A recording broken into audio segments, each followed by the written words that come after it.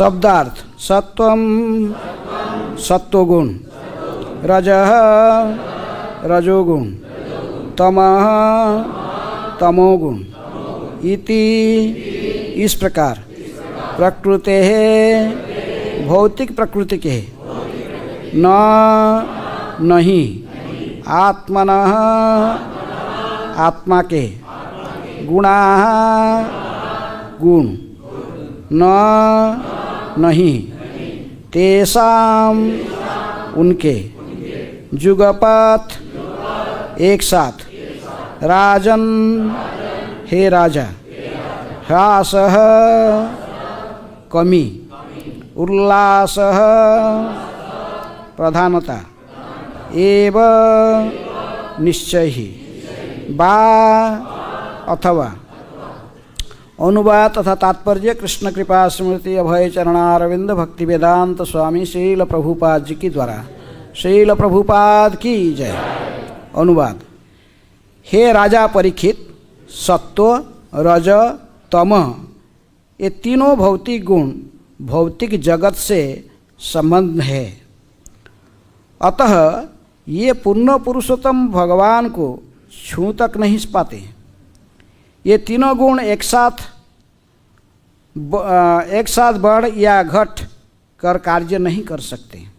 दोहराइए। हे राजा परीक्षित, सत्व रज तम ये तीनों भौतिक गुण भौतिक जगत से संबंध है, अतः ये पूर्ण पुरुषोत्तम भगवान को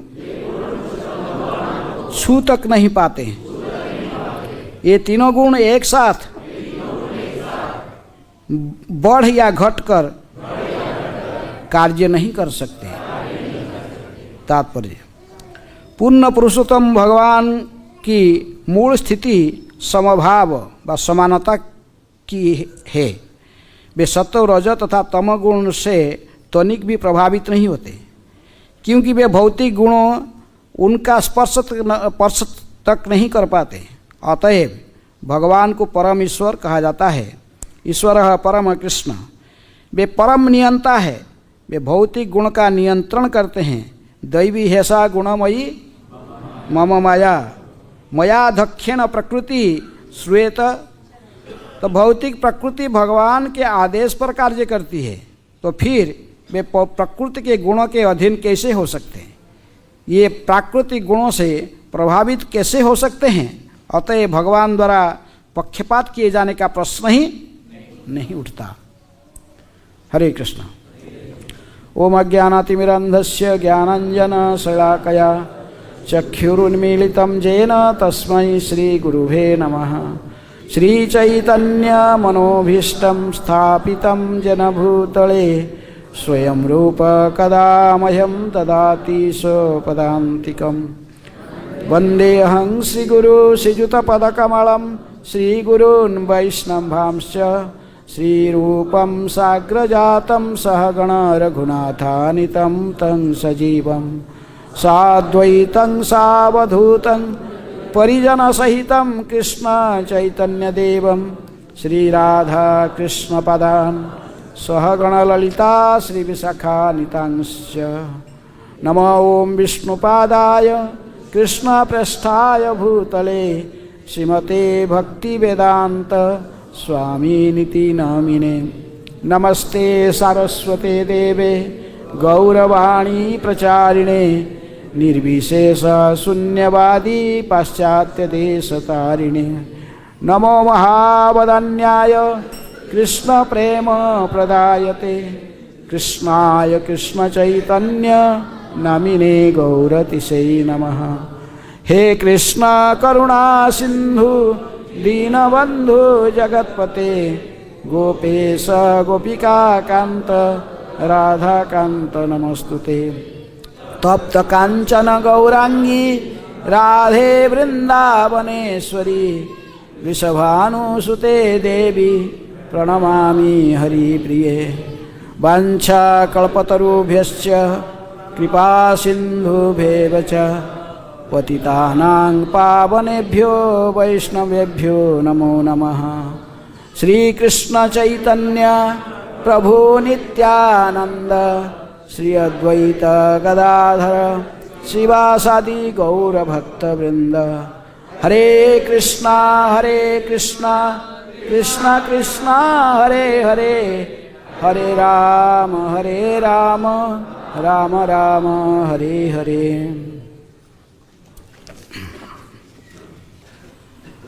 सत्वं रजः तमः इति प्रकृतेन आत्मनः गुणा न तेषां युगपत्राजन् ह्रासः उल्लास एव वा। हे राजा परीक्षित, सत्व रज तम ये तीनों भौतिक गुण भौतिक जगत से संबंध है, अतः ये पूर्ण पुरुषोत्तम भगवान को छू तक नहीं पाते। ये तीनों गुण एक साथ बढ़ या घट कर कार्य नहीं कर सकते। हरे कृष्ण। छठा स्कंद समाप्त हो गया और सातवां स्कंद की प्रारंभ हो रहा है। छठा स्कंद के अंतिम चैप्टर में बताया गया किस प्रकार माता दीति ने पुंसयन व्रत धारण किया कि किसको वध करना चाहती थी। वो इंद्र को वध करने के लिए पुंसयन व्रत धारण की। और क्योंकि उसके दो पुत्र थे, कौन, हिरण्यकशिपु और हिरण्याक्ष। इनको कौन मारा? भगवान विष्णु। लेकिन विष्णु की दोष को वो नहीं देख रही थी। कौन? वो देख रही थी किसका दोष? बोला ये हमारे घर का झगड़ा है, क्योंकि पिताजी तो कश्यप मुनि है, दोनों, इनका भी, राक्षसों को भी देवताओं की भी, और केवल माँ अलग अलग है। ये वो उनके अदिति देवताओं की माता जी है और राक्षसों की माता जी दीति है। अब भाई भाई में घर में तो झगड़ा होता ही है स्वर्ग के लिए, क्योंकि स्वर्ग भगवान विष्णु ने किनको दिया? इंद्र को दिए, स्वर्ग का राजा बनाए। और ये पता नहीं वो क्यों सब समय राजा रहेगा, हम भी कम है ना, क्या हम है कि वही बाप का बेटे हैं, हमको भी स्वर्ग चाहिए। तो झगड़ा चलते रहता, किसका? देवता और राक्षसों की। लेकिन दीति सोचा कि घर के झगड़ा में ये जाएगी, तीसरा पक्ष को बुला के लिए आया। किसको? विष्णु को बुला के ला के इनको मरवा दिया है। तो इसीलिए मैं ये दोनों को भी मार डालूंगा। हिरण्यकशिपु हिरण्याक्ष। लेकिन हम जानते कि इनको बाद में कौन मारा? भगवान नृसिंहदेव हिरण्यकशिपु को वध किए और वराहदेव हिरण्याक्ष को वध किए। तो उसी प्रसंग जब आया और क्योंकि ये चर्चा हुई जब राष्ट्रीय यज्ञ हो रहा था, शिशुपाल को वध होने के बाद हैं, शिशुपाल की आत्मा जो शरीर से निकालकर ज्योति रूप में से ही आकाश में थोड़ा रहकर फिर आकर कहाँ मिल गया? भगवान के चरण में लीन हो गया। इसको देखकर नारद जी बड़े चकित हुए हैं। इसलिए वो प्रश्न परीक्षित महाराज भी ये प्रसंग को सुनकर पूछे, किसको? सुखदेव गोस्वामी, ये कैसे संभव है?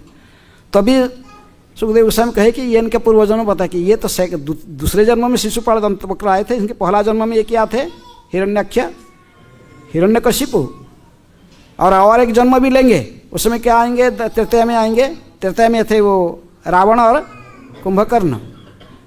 तो इस बात को सुनकर विष्णु इनको बार बार 3 बार वध करेंगे, तो बड़ा शंका हुआ, ये कैसा है? इसीलिए परीक्षित महाराज के मन में शंका हुआ कि भगवान विष्णु जो कि निर्गुण है, पूर्ण पुरुषोत्तम भगवान विष्णु सदा भौतिक गुण से परे रहने वाले हैं, अतः वे निर्गुण कहलाता है। अजन्मा होने के कारण उनका शरीर राग तथा द्वेष से प्रभावित नहीं होता। किनका शरीर? इसका पिछले श्लोक में अजन्मा होने के कारण, अच्छा, यद्यपि भगवान सदैव भौतिक जगत से ऊपर है, किंतु अपनी आध्यात्मिक पराशक्ति से प्रकट हुए और बद्धजीव की भांति कर्तव्य का दायित्व को बाह्य रूप से स्वीकार करके उन्होंने सामान्य मनुष्य की भांति कार्य किया। कैसे ये संभव है? इनको वध कर दिया। साधारण मनुष्य की तरह जैसे शत्रु मित्र, इनका कैसे शत्रु मित्र हो सकते हैं? गीता में क्या कहते भगवान ने? समहं सर्वभूतेषु न मे दोष्टि न च मे प्रिय। लेकिन नेक्स्ट लाइन में क्या बोलते? जे भजन्ति तुमांग भक्त्या मयि ते तेषु ते चापि अहम। लेकिन जो विशेष रूप में मेरी भजन करते हो मैं उनकी जो वक्ष में बहन करता हूँ, अनन्य चिंतन तमांग जजना परिपासते। लेकिन इसको साथ साथ भगवान कहते 9वें अध्याय में, नहीं सॉरी 4 अध्याय के 9 नंबर श्लोक क्या कहते? जन्म कर्म च में दिव्यम। इसके नेक्स्ट श्लोक में भगवान कहते कि संभवामि आत्ममाया। मेरे को गुण के प्रभाव बहिरंग शक्ति प्रभावित नहीं कर सकता है। मैं आत्ममाया के द्वारा, जोग माया के द्वारा जब ये लीला में आता हूँ धरा पर, तो कैसे आता हूँ? संभवामि आत्ममाया। तो इसीलिए यहाँ पर ऐसे 7 नंबर के श्लोक में, आज श्लोक है, राजा परीक्षित फिर पूछ रहे हैं सत्व रजो तम, ये 3 भौतिक गुण भौतिक जगत से संबंधित है। क्योंकि ये तीनों राशि में तो सारे बद्धजीवों को बांधा जाता है। सत्वगुण की राशि, रजगुण की राशि तथा तमगुण की राशि में ये बद्धजीवन को बांधा जाता है। लेकिन भगवान कहते कि मया अध्यक्षता से कार्य करती है। मया अध्यक्षण प्रकृति श्वेत सचराचर। मेरे जो बहिरंग शक्ति है मेरे अध्यक्षता से कार्य करती है। तो फिर वही जो सत्व रजगुण तमगुण से जैसे साधारण बद्धजीव प्रभावित होते हैं, ऐसे ही कैसे भगवान प्रभावित नहीं होने से, रजगुण से प्रभावित नहीं होने शत्रु मित्र कैसे देखेंगे? ये शत्रु, ये मित्र है, इसको मार डालूंगा, इसको ये सब कैसे आएगा? इसका मतलब दिखाई पड़ रहा है कि भगवान भी गुणों के द्वारा प्रभावित हुए हैं। ये तीनों गुण भौतिक जगत से संबंधित है। अतः ये पूर्ण पुरुषोत्तम भगवान को छू भी नहीं सकता। भगवान तो तीनों गुण के परे हैं। भगवान की क्या कहा जाए, भगवान के जो भक्त है वो भी तीनों गुण की परे हैं। योमंग अव्यभिचारेण भक्ति योगेन सेवते स्वगुणान समतीतैतान ब्रह्म भूयाय कल्पते। वो भी ब्रह्म पद पर स्थित हो, तीनों गुण के प्रभाव से जो अनन्य चित्त होकर भगवान की भक्ति करते हैं वो मुक्त हो जाते हैं। तो ऐसा ही जो भगवान जिनको कभी भी गुणों के प्रभाव कभी इनको छू नहीं सकता है और उनके आदेश से ही भौतिक प्रकृति कार्य करती है। ये तीनों गुण के साथ बढ़ या घट कर कार्य नहीं कर सकते। लेकिन ऐसा कैसा उदाहरण देखा जा रहा? इन्होंने किसका पक्ष लिया दिखाई पड़ा रहा? किनका पक्ष लिए? देवताओं के पक्ष लेकर ये राक्षसों को मार डाली। ये कैसे संभव है? इसमें मेरा डाउट है। तो इसलिए परीक्षित महाराज के ये जो प्रश्न है इसको समझाने के लिए ही यहाँ पर प्रयास कर रहे हैं। कौन? सुखदेव गोस्वामी। आज के श्लोक कौन कह रहा है? सुखदेव गोस्वामी कह रहे हैं कि हे राजा परीक्षित, ऐसे ही तो लग रहा है, बाह्य रूप से ऐसे लग रहा है, ऐसे नहीं करना, नहीं हो सकता। लेकिन दैवी हेसा गुणमयी मम माया दुरतया माम एव जे प्रपद्यन्ते माया में एताम तरंती ते। जो भगवान की शरण में आते हैं ये बहिरंग शक्ति के प्रभाव से मुक्त हो जाते हैं। और लेकिन तो फिर वे प्रकृति के गुणों के अधीन कैसे हो सकते हैं? क्योंकि मयाध्यक्षण प्रकृति उनकी अध्यक्षता से कार्य करती हैं। ये प्रश्न पूछने के माने सार्कास्टिकली कहने के बाद प्रश्न ऐसा ही स्वयं सुखदेव गोस्वामी उत्तर दे रहे। किसका? परीक्षित महाराज के प्रश्न। और परीक्षित महाराज की भूरी भूरी प्रशंसा भी किए कि आप ऐसे ही सुंदर प्रश्न पूछे। बरी आणीते प्रश्न, अन्यत्र कहते बरी आणीते प्रश्न कृते लोकहिते नृप। आपकी जो प्रश्न हे राजन किसके हित के लिए हैं? लोगों के हित के लिए। लोग को भी जानते नहीं, साधारण जनता को ऐसे ही लगता है, लग रहा है कि ये आपको पता है। किसको? परीक्षित महाराज आप जानते हो, लेकिन अन्य के हित के लिए प्रश्न पूछते हो। हैं साधारणतः हम प्रश्न जो नहीं जानता अज्ञानी पूछता है, लेकिन कुछ लोग जानते हुए भी फिर प्रश्न पूछते हैं। किसके लिए पूछते हैं? दूसरे लोग भी समझेंगे, तो दूसरे लोगों के हित के लिए पूछते हैं। इसलिए ये प्रश्न पूछे। और परीक्षित नहीं, सुखदेव गोस्वामी भी वो प्रश्न को रिपीट करते। जैसे कोई आप प्रश्न पूछता है साधारण भागवत क्लास में, तो बोलने वाला जो आंसर देता तो वो भी प्रश्न क्या है, ये क्या पूछे, सबको जैसे पता चले, इसलिए दोबारा प्रश्न का रिपीट करके फिर आंसर देते हैं। तो इसलिए ये प्रकृति के गुणों के कार्य में कैसे प्रभावित हो सकते हैं। हाँ, किंतु भगवान तो पक्षपात करने का कोई प्रश्न भी नहीं उठता है। हाँ? इसकी उत्तर आगे आगे श्लोक में दिया जाएगा। लेकिन हम जानते हैं कि भगवान जदियो कहते कि समहं सर्वभूतेषु न मे द्वेष्टि न च मे प्रिय, लेकिन नेक्स्ट लाइन में कहते जे भजन्ते तुमांग भक्त्या, जो भक्त मेरी भजन करते हैं, मेरी शरण में रहते हैं, तो उनको मैं विशेष रूप में देखभाल बा उनकी रक्षा करता हूँ। भगवान ये धरा पर किस लिए आते हैं, अवतीर्ण किसके लिए होते हैं? परित्राणाय साधूनां विनाशाय च दुष्कृतां धर्म संस्थापनार्थाय संभवामि जुगे जुगे। जुगे जुगे भगवान अवतीर्ण होकर आते हैं धर्म की संस्थापना करने के लिए। लेकिन ये राक्षस सब समय किस पक्ष में रहते हैं? सब समय अधर्म के पक्ष में रहते हैं। तो इसलिए धर्म रक्षण करने के लिए भगवान को क्या अवतीर्ण होते हैं, और जो उनकी अनन्य चित्त होकर उनकी शरण में जाते तो उनको उसकी भी रक्षा करते। परित्राणाय साधुना, साधुओं को रक्षा करना मुख्य भगवान का अवतीर्ण होने का कारण है। साधुओं को रक्षा करना, भक्तों की रक्षा करना, ये मेन कार्य है। उनकी इच्छा पूर्ण करना।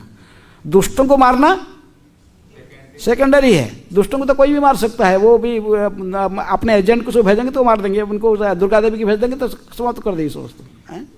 दुर्गा देवी, शंकर जी है, कई अन्य देवताओं के माध्यम से उनको भगवान मार सकते हैं। लेकिन भगवान आते विशेष रूप में परित्राणाय साधु, तो साधुओं को जो विशेष रूप में आश्वासन देते हैं, रक्षा करते हैं, तो कुछ दुष्टों को विनाश करना पड़ता है। यदि भगवान यदि किसको मारते हैं तो उसका कुछ नुकसान होता है, ये जानना चाहिए। भगवान तो ठीक है, भगवान किसी को वरदान देते हैं, किसको वध कर देते हैं, इसमें क्या नुकसान है? वध करने से भी जो योगी जन हजार साल तक बैठ के तपस्या करते हैं, तो उनको जो मोक्ष गति प्राप्त करने के लिए जो तपस्या करते हैं, तो उस मोक्ष प्राप्त हो जाता है इनको केवल भगवान के हाथ से मरने से। ये जमराज के घर पे नहीं जाएंगे। जो भगवान के हाथ से मरा उसको जमराज बांधेगा नहीं, मुक्ति हो जाता है। मुकुंद है भगवान के नाम, मुकुंद मुक्ति प्रदान कर देते हैं। इसलिए साधारण यदि परीक्षित महाराज को पता था, लेकिन सभी के हित के लिए वो पूछते हैं। भगवान के हाथ से बद्ध होने पर भी, और इनका पूर्व इतिहास भी है सारे घटना का, किस प्रकार चार कुमार वैकुंठ के दर्जे पर आए और चतुर्सन व चार कुमार सनक सनातन सनंदन संत कुमार के अभिशाप से इनको राक्षस जोनि में आना पड़ा, क्योंकि ये सब भगवान के, लेकिन भगवान की इच्छा से ही हो रहा था सब। क्योंकि हमको कोई कभी खेलने कुश्ती कसरत करने के लिए फील्ड में जाते हैं, थोड़ा खेलते हैं, तो भगवान को भी इच्छा होती ना। जो भगवान के पास नहीं है वो हमारे पास भी नहीं हो सकता है। हम भी भगवान का ही अंश है, इसलिए वो पूर्ण मात्रा में उनके पास में सभी गुण के है, लेकिन हमारे पास में सूक्ष्म रूप में दिखाई पड़ता। हमको जो खेलने कूदने की थोड़ा फाइटिंग करने की इच्छा होती है, तो इच्छा भगवान के पास भी है। अब भगवान को जो फाइटिंग करने की इच्छा हो, किसके साथ फाइटिंग करेंगे? तो इसीलिए वो अपना पार्षदों में से किसको पहले यहाँ भेजते हैं, बोले जाओ तुम थोड़ा विलियन की एक्टिंग करो, हीरो। तो इसलिए भगवान किसको चुनते हैं कि ये व्यक्ति ये फिट है। इसलिए जो चारों कुमार लोग चाहते थे कि भगवान हम इनको हमारा अभिशाप वापस ले लेते, भगवान कहे कि नहीं, ऐसा नहीं, ये सब मेरे इच्छा से ही हुआ है, चिंता मत करो, आप दोषी नहीं हो। और इनको कहे कि देखो तुम 7 जन्म लेना पड़ेगा, राक्षस जन्म में जो अभिशाप दिए हैं 7 जन्म राक्षस की जोनी में जाने क्या जन्म लेना पड़ेगा, तो भक्त रूप में रहोगे, ठीक है, मेरी भक्ति के 7 जन्म भक्ति करके फिर वापस आ जाओगे। लेकिन यदि क्विक जल्दी से जल्दी आना चाहते हो, तब क्या करना पड़ेगा? मेरा शत्रुता करो, मेरे साथ फाइटिंग करो। ऐसे यदि मेरी शत्रुता करके यदि करके मेरी क्या शत्रु बनकर लीला करोगे, लीला में भाग लोगे, तो भी 3 जन्म की बाद तुम वापस आ जाओगे। पद्म पुराण में इसकी वर्णन आता है। तो ये कहे कि जय विजय कहे कि ये बड़ा कठिन है। 7 जन्म तक हम रहेंगे ऐसे, ये ठीक नहीं। 3 जन्म पर जो कैसे भी शत्रु बने कुछ हो तो 3 जन्म की बाद जैसे हम वापस आ जाएंगे। तो इसीलिए भगवान ने इनके 3 बार मारे हैं। पहले बार वो जो हिरण्याक्ष हिरण्यकशिपु की रूप में आए जय विजय, इनको तो भगवान ने नृसिंह और बराह के रूप में आकर उनको वध किए। और दूसरी बार जो ये आए किसे शिशुपाल ने रावण को वध करने के रूप में इनको भगवान रामचंद्र के रूप में इनको वध किए। फिर तीसरी बार जो आए शिशुपाल दंतवक्र, कौन मारा इनको? भगवान श्री कृष्ण। लेकिन जीव गोस्वामी कहते हैं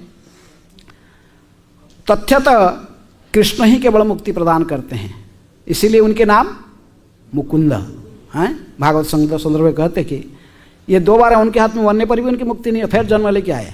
लेकिन भगवान श्री कृष्ण के हाथ से मरने से इनको मुक्ति मिला हैं। लेकिन ये तो मुक्ति तो मिल गया, चाहे वैकुंठ चले जाते थे, हो गया 3 बार हो गया हैं। लेकिन ये लोग सुने कि अभी कौन आने वाले हैं? ये जो कृष्ण महावदान्य अवतार लेने वाले हैं, भक्त रूप में आने वाले हैं, और इस अवतार में क्या प्रदान करने वाले हैं?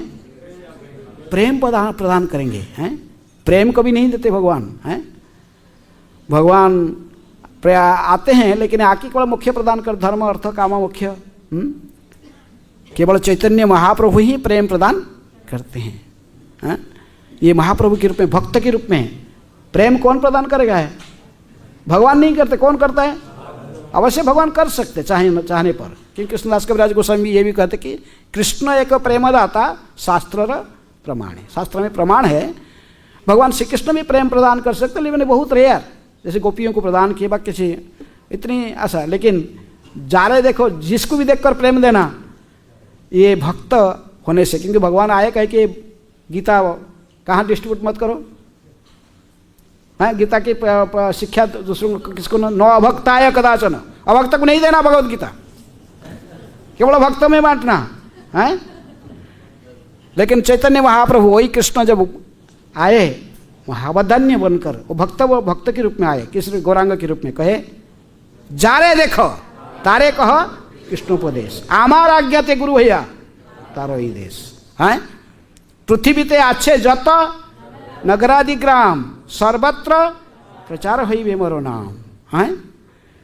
तो इसलिए जगाई माधव पता चला कि प्रेम देने के लिए फिर आएंगे, तो बोले 3 बार तो हो गया, और एक बार देख लेते हैं। ये अभी भी हम थोड़ा 3 इच्छा तो आए थे भगवान के, वो उनके इच्छा से, लेकिन अभी हमारा इच्छा से एक बार आके फिर प्रेम ले लेंगे इनसे है। हम भी इनकी मैंने बनेंगे। कैसे रूप में आए? जगाई माधाई, जगाई माधाई के रूप में आकर फिर उद्धार हुए हैं नित्यानंद गौरांग के द्वारा, और प्रेम प्राप्त किए हैं। तो इसलिए प्रेम पुरुषोत्तम है। 3 पुरुषोत्तम हैं हमारे सनातन धर्म के, मर्यादा पुरुषोत्तम रामचंद्र, लीला पुरुषोत्तम हाँ भगवान श्री कृष्ण लीला पुरुषोत्तम। हम इनकी इमिटेशन नहीं कर सकते, लेकिन वो मर्यादा पुरुषोत्तम, उनकी लीलाओं को आप वो आचरण करके आचरण कर सकते हो। लेकिन कृष्ण आचरण सिखाने के लिए नहीं है, लीला के लिए है। वो लीला हमको देखा है भक्त। तो और चैतन्य महाप्रभु प्रेम पुरुषोत्तम, ये हमको प्रेम प्रदान करते हैं। इसीलिए कहे कि पृथ्वी ते अच्छे जत नगरादि ग्राम सर्वत्र प्रचार होइबे मोर नाम है। और ये भविष्यवाणी करके गए कि भविष्य में मेरा सेनापति भक्त आएगा है। लोचनदास ठाकुर लिखते हैं चैतन्य मंगल में, सेनापति भक्त है आएगा।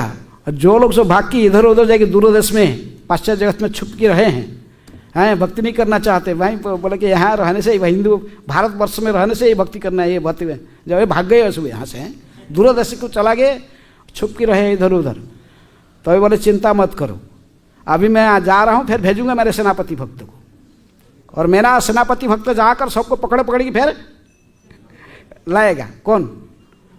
श्रील प्रभुपाद आए चैतन्य महाप्रभु आंदोलन में क्या है, सेनापति भक्त हैं। इन्होंने आकर संकीर्तन आंदोलन को पूरा विश्व भर में प्रचार किया। जो पृथ्वी थे आते जो ये सोचते थे, कितने लोग ट्राई किया, बोले ये संभव नहीं है, हमारे चारों आचार्य रामानुजाचार्य, माधवाचार्य, विष्णु स्वामी, निम्बार के, ये तो गए नहीं, समुद्र पार नहीं किए हैं। जो सो प्रचार कहाँ किए? भारत के अंदर हैं। ये चैतन्य महाप्रभु कहेंगे पृथ्वी, पृथ्वी माने सार, इसका अर्थ पृथ्वी का अर्थ पृथ्वी नहीं, वर्ल्ड नहीं है, क्या है? भारत ही है, हिमालय से कुमारी का। जो बार बार थक गए नहीं हुआ, जो भक्ति सिद्धांत सरस्वती ठाकुर भी अपने शिष्यों को सब भेजे पैसा देकर फ्लाइट का, हैं कई लोग को भेजा, जर्मन, अमेरिका, ने जर्मन और इंग्लैंड ये सब भेजे, लेकिन वो भी सक्सेसफुल। तो सभी लोग निर्णय ले लिए थे, अभी गौड़ीय वैष्णव भी निर्णय ले लिए कि नहीं, पृथ्वी का अर्थ भारत ही है।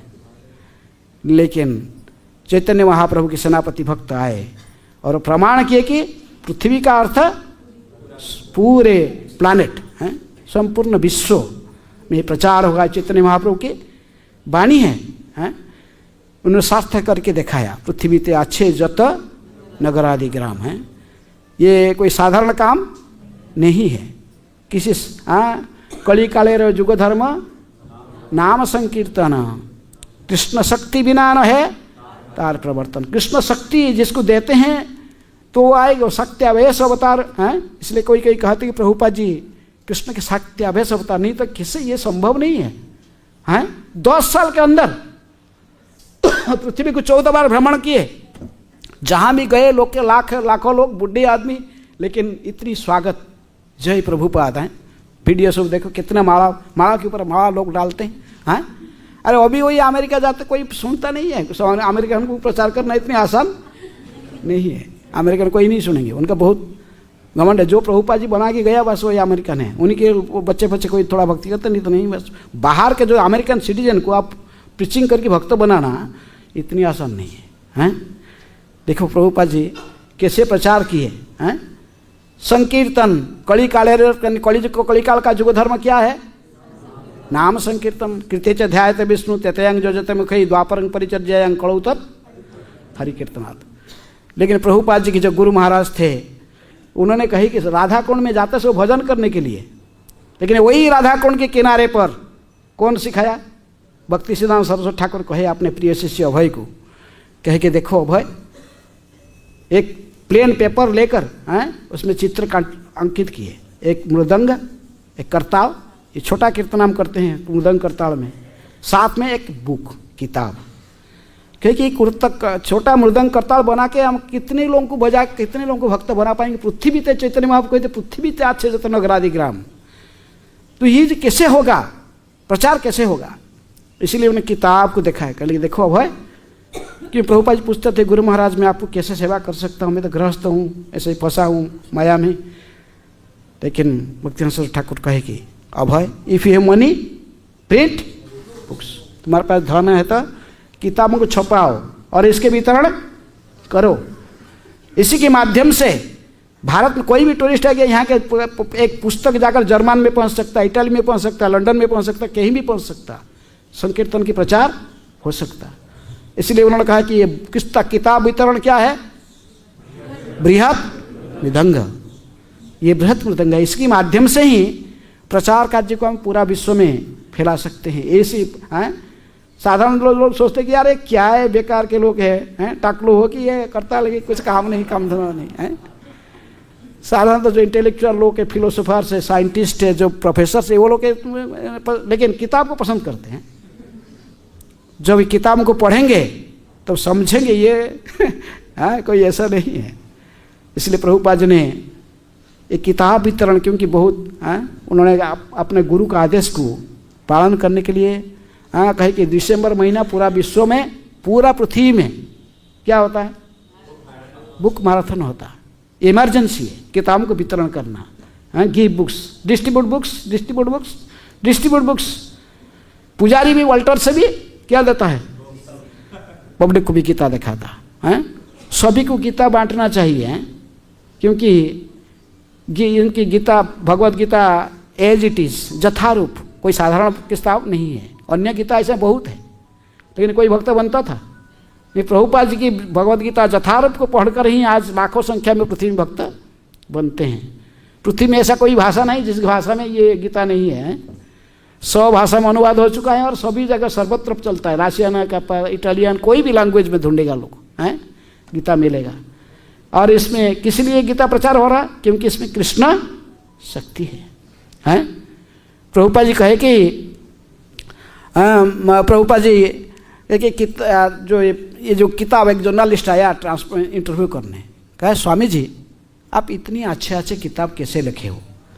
क्योंकि बड़े बड़े यूनिवर्सिटी में प्रोफेसर सब, बड़े इंटेलेक्चुअल लोग बड़ा इसको पसंद करते, सब लोग फेमस, आपका बड़ा प्रशंसा हो रहा पूरा सब जगह। प्रभुपा जी ने वो जर्नलिस्ट को देखे, कहे कि Krishna was prompting, I was writing. क्या कहे? कृष्ण बोल रहे थे और मैं लिख रहा था।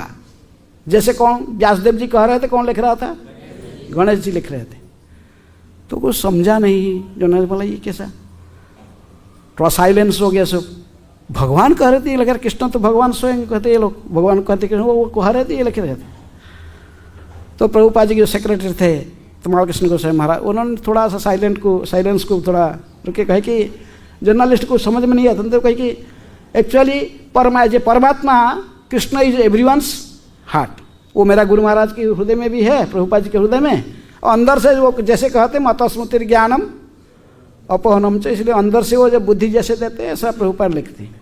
प्रभुपा तुरंत कहे आई डू नॉट से this, don't speculate, Krishna was prompting, I was writing. तो इसलिए जानना चाहिए कि किताबों को कोई साधारण नहीं है। आप भगवद गीता के श्लोकों जो पढ़ रहे हो उसके जितनी भी इम्पोर्टेंस है, इतना ही इम्पोर्टेंस है किसका? भक्ति वेदांत तात्पर्य। हाँ, ये भक्ति वेदांत तात्पर्य भी कृष्ण के द्वारा है। Krishna was prompting, I was writing. Prabhupada ji स्वयं अपने किताबों को पढ़ते थे, स्वयं बैठ पढ़ते थे। ये सूत्रकीर्ति प्रभु यहीं पर है, इनको प्रभुपाद जी ने एक बार बुलाया, रात में बैठ पढ़ रहे थे। कृष्ण बोले कि very nice, this books are very nice है।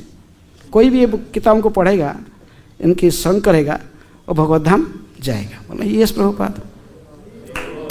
फिर थोड़े प्रभुपाद बोले कि why whole book only one chapter?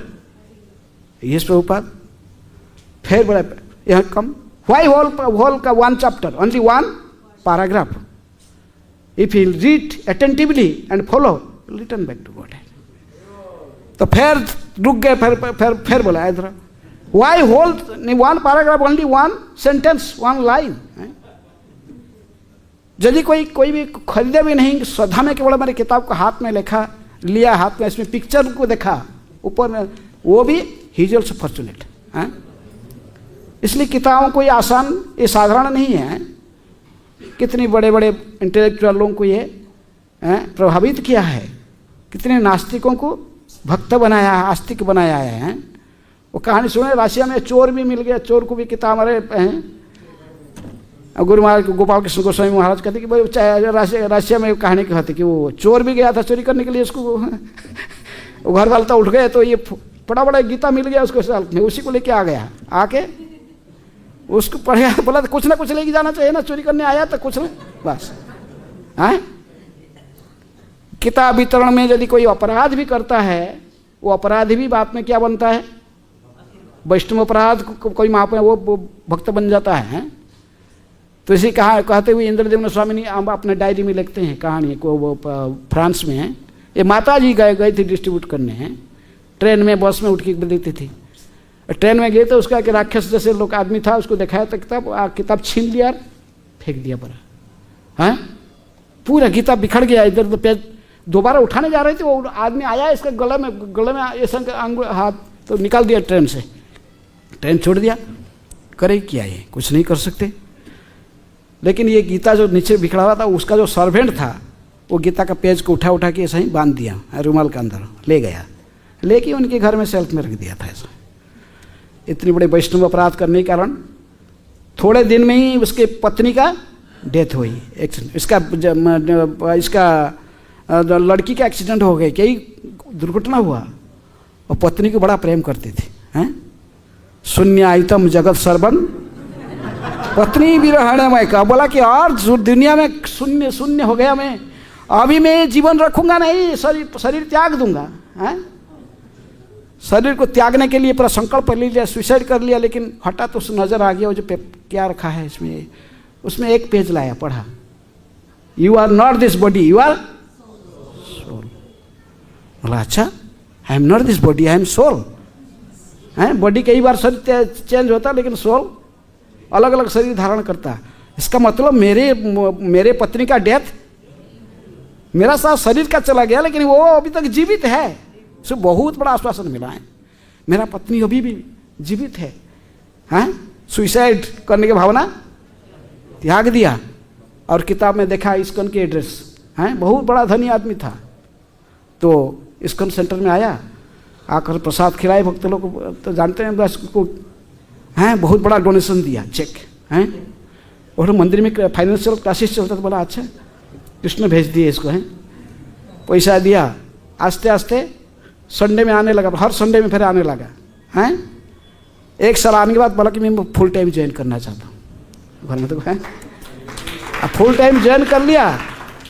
फिर रथ यात्रा का उत्सव आ गया। रथ यात्रा उत्सव में इसी को जो वो फुल टाइम ज्वाइन लिया, इसको ही ट्रेजरर बना दिया, अकाउंटेंट ऑफिस का हेड। आज जो पैसा जब जरूरत पड़ता था सब जाते थे उसी के पास मांगने के लिए, और पैसा नहीं होता था मंदिर में अपने जॉब से देता था। एक साल के बाद जब गया रथ यात्रा उत्सव में, वहाँ देख रहा था कि वो माताजी को जिसको गले में हाथ दे के निकाला था, वही माताजी अपने किताब लेकर फिर वहाँ भी आई थी। वो माताजी इसको देख रही थी नीचे से ऊपर, ये तो राक्षस है, मुझे निकाला था वहाँ से, अभी इसको क्या हो गया, तिलक कंठी, और ये भी इसका आंख भी ओसरा गया। बोले यस माता जी, I am the same demon. ये आया आपका ही कृपा से, आपकी ब्लेसिंग से मैं अभी क्या बना, भक्त बना। इसलिए किताब वितरण जो करता है तो उसको कोई अपराध भी करता है वो भक्त भी बन जाता है, संपर्क जोड़ जाता है। किताब वितरण के ऐसे ही हजारों लाखों कहानियां हैं। इसलिए विशेष आप जितने भी क्लास में है सबको अनुरोध है, ये भाग लेने के लिए। किसमें? मैराथन में। कैसे भी, जेनो केनो प्रकारेण, जिसको तन मन धन तीनों में जिसको संभव है अपने शरीर से बांट सकता है। नहीं कर पाएगा तो धन है तो धन में कुछ स्पॉन्सर करना चाहिए। गीता है, सभी लोग का क्या करेंगे, ये शरीर तो छूट जाएगी एक दिन, शरीर कुछ लेंगे ना, कुछ हमारे पास जो है कुछ लेके जाएंगे। लेकिन जो गीता की वितरण करेगा, लोगों को बांटेगा, नौचतस्मान मनुष्येषु कश्चिन में प्रिय कुत्तम। आप कितनी भी भीष्म पर कर लो, कार्तिक, लेकिन भगवान कहे कि नौचतस्मान मनुष्येषु कश्चिन में प्रिय कुत्तम, वो सबसे प्रिय है मेरी। कौन है? जो ये गीता की प्रचार लगा हुआ है। प्रभुपाद जी पसंद नहीं करते। प्रभुपाद जी कहे जीवन में कभी अपने जिंदगी में कोई भीष्म प्रचंड किया, कोई चतुर्मास व्रत किया है? प्रभुपाद जी से बड़ा भक्त कौन है ये संसार में? लेकिन अपने जीवन को संपूर्ण रूप में भगवान की सेवा में समर्पित किए हैं। जन्माष्टमी के 8 दिन पहले गए कहाँ, जलदूत में बैठ के। जन्माष्टमी कहाँ मनाए? जहाज में। किसे एक सन्यासी मायापुर में चतुर्मास्य कर रहे थे, चतुर्मास्य कठिन पालन कर रहे थे। प्रभुपाद जी पहुँचे, विदेश से आए, आकर खा रहे थे राधा माधव के राजभोग। पूछे वो सन्यासी कहाँ गया? तो कहे प्रभुपाद वो तो चतुर्मास्या कर रहा है। क्या? प्रभुपाद जी कॉल हिम, उसको बुलाए। अब प्रभुपाद जी खा रहे थे राधा माधव, वही हाथ का प्रसाद राजभोग प्रसाद, तो बोले लो, उसको दिए। वो नहीं ना, बोला प्रभुपाद मैं चतुर्मास्य गया हूँ।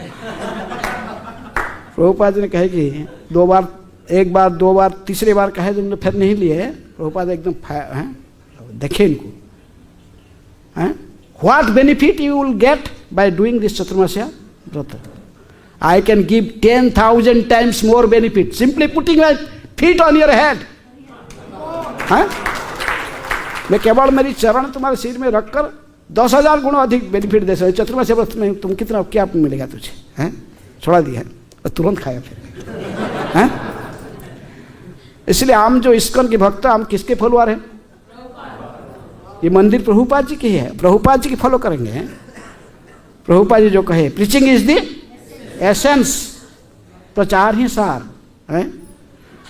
तो इसलिए सभी को विशेष रूप में सभी भक्त हैं, कोशिश करो प्रभु भगवान को यदि प्रसन्न करना चाहते हो, भगवान के प्रिय बनना चाहते हो, तभी गीता मैराथन के ये जो महीना है इसमें सभी लोग जोड़ना चाहिए, भाग लेना चाहिए। कहीं भी किताब को पुस्तक को वितरण कीजिए, ये आंदोलन का प्रचार प्रसार जैसे संपूर्ण विश्व में होगा, हैं? और आज दोनों वैष्णवाचार्य की तिरोभाव है, उनके बारे में बोलने तो वो दूसरा क्लास होगा, तो लेकिन संक्षेप में खाली मैं इनकी इंट्रोडक्शन देता हूँ। आज काशीश्वर पंडित चैतन्य महाप्रभु की सेवक थे। ये ईश्वरपुरी के शिष्य दोनों थे, गोविंद और काशीश्वर, दोनों ईश्वरपुरी के शिष्य। ईश्वरपुरी जब नित्यालय में प्रवेश कर रहे थे, उन्होंने कहा कि आप दोनों जाकर मेरा शिष्य, वो लोग पूछे गुरु महाराज आप तो जा रहे, हम क्या करेंगे अभी, क्या आदेश हमारा अंतिम, तो कहे कि जाओ मेरे शिष्य कृष्ण चैतन्य महाप्रभु रहते पुरी में, है? इसको साधारण मनुष्य नहीं समझना, वो स्वयं कृष्ण है, तुम दोनों जाकर उनकी सेवा करो, गोविंद और काशीश्वर। इसलिए काशीश्वर पंडित, पहले तो गोविंद आ गए, काशीश्वर थोड़ा तीर्थ भ्रमण करके फिर पुरी में आकर पहुँचे। महाप्रभु ने सोचते थे कि तो मेरे गॉड ब्रदर है, गुरु भाई है, ईश्वरपुरी के शिष्य है, मैं इनको कैसे अपना सेवक बनाऊंगा, मैं इनकी सेवा नहीं ले सकता। श्रवण भट्टाचार्य, रामानंद राय आदि सब लोग शास्त्र से कोट करी, कहे कि नहीं, सबसे बलवान क्या है, गुरु का आदेश। जो गुरु के आदेश है आप इनसे सेवा लेने के लिए, क्योंकि वो दोनों रो रहे तो हम क्या करेंगे, हमारा गुरु का आदेश है। तो लास्ट में चैतन्य महाप्रभु ने इनको अपना सेवक रूप में स्वीकार किया, है? गोविंद तो अपने शरीर की सेवा करते थे, महाप्रभु के सब प्रकार के खान पान सब कुछ देखते थे, लेकिन काशीश्वर पंडित बहुत पहलवान थे, 7 फुट के थे ऊंचे, हैं? इतनी पहलवान थे, इसलिए बॉडीगार्ड के काम करते थे। महाप्रभु जाते थे, रास्ता क्लियर, हैं? वो काशीश्वर पंडित सामने आ जाने से ही लोग सब साइड हो जाए, नहीं तो ये चलो इनको देखते ही बस अपने साइड हो जाते थे, हैं? ये महाप्रभु की सेवा करते थे। लेकिन ये चैतन्य महाप्रभु नवद्वीप लीला में भी है, हैं? चैतन्य भागवत में भी इनके नाम आता है। सो महाप्रभु के जो काजी का संकीर्तन में काजी को दमन करने के लिए गए, और जो श्रीवास संगम में सर्वत्र काशीश्वर पंडित भी वहाँ भी भाग लिए। लेकिन चैतन्य महाप्रभु जब भी गोविंद देव के प्रकट हो गए वृंदावन में, रूप गोस्वामी प्रकट करा है, गुमाटीला से गोविंद देव प्रकट हुए, और जो खबर मिला चैतन्य महाप्रभु को, कहे कि काशीश्वर तुमको जाना है, कहाँ, वृंदावन जाना है, गोविंद देव के पुजारी का पूजा, गोविंद देव की सारी सेवा करना, तुमसे गोविंद सेवा लेना चाहते हैं। काशीश्वर यदि गोविंद देव का सेवा और वृंदावन वास मिल रहा, लेकिन वो तो गौरांग के साथ नहीं छोड़ना चाहते, तो रोने लगे, मैं नहीं जाऊंगा आपकी छोड़ के, ये क्यों मुझे शास्ति दे रहे हैं। लेकिन महाप्रभु उनको समझाए जाना पड़ेगा। जब वो एक महाप्रभु के विच्छेद तो सहन नहीं कर पाते थे, रो रहे थे, तो इसलिए महाप्रभु ने जगन्नाथ जी के पास में जाकर काशी मिश्र और सर्वभौम भट्टाचार्य बोल के, जगन्नाथ जी के सामने एक विग्रह था, एक अच्छा विग्रह था। अभी भी आज जाओगे यदि गोविंद मंदिर जय पर जाओगे, राधा गोविंद मंदिर, गोविंद देव के सामने विग्रह है, विजयी गोविंद विग्रह है, तो उसी को गौरव गोविंद विग्रह कहते हैं, इसको भी इसको विजयी गोविंद। तो महाप्रभु ने इस विग्रह को लाकर, कृष्ण विग्रह को, कहे कि देखो ये विग्रह और मेरे में कोई अंतर नहीं है। इसीलिए काशीश्वर सब समय तुम मुझे इस विग्रह में देखोगे, और इसी विग्रह को लेके जाओ, इनकी सेवा ही मेरा सेवा, इनके साथ इनको गोविंद के सामने रखकर गोविंद की सेवा करते रहे। तो इसलिए काशीश्वर पंडित आकर गोविंद देव की सेवा करते थे, और गोविंद देव का विग्रह जयपुर में आप दर्शन कर सकते हैं। तो इसी प्रकार काशीश्वर मिश्र ने, काशीश्वर पंडित के बारे में बहुत कहानी है, बहुत कथा है, पूरा क्लास होगा, लेकिन वो संभव नहीं। अब इससे आप लोग प्रसाद भी भूख लग गया होगा। तो उनके समय आज उनकी तिरोभाव तिथि है, और उनकी समाधि 64 महंत के समाधि स्थान रंगनाथ मंदिर के पीछे, वहाँ पर आप काशीश्वर पंडित की समाधि 64 महंत के समाधि स्थल पर है।